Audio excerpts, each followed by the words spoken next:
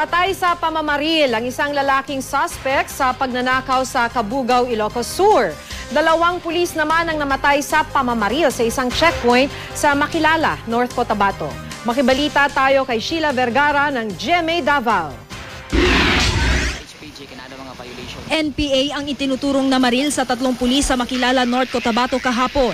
Patay ang 2 pulis habang sugatan ang isa.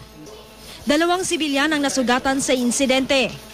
Ayon sa pulisya, nagsasagawa ng checkpoint ang mga pulis nang bigla silang paulanan ng bala ng nasa 15 rebeldeng nakasakay sa isang pickup truck. Tinutugis na ang mga salarin.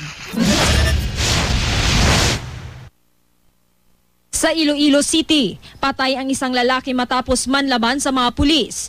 Ayon sa pulisya, huhulihin sana nila ang lalaki matapos ireklamong nagpapaputok ng baril.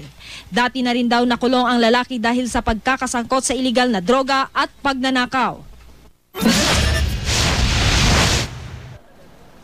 Sugatan naman ang isang lalaki matapos bugbugin at barilin ng isang grupo ng mga lalaki sa Cebu City.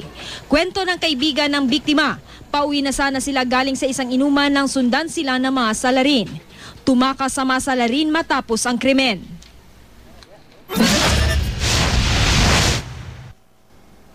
Sa isang bilyaran sa Cabugao, Ilocos Sur, pinagbabaril ang lalaking ito na ayon sa mga pulis. Suspect daw sa pagnanakaw.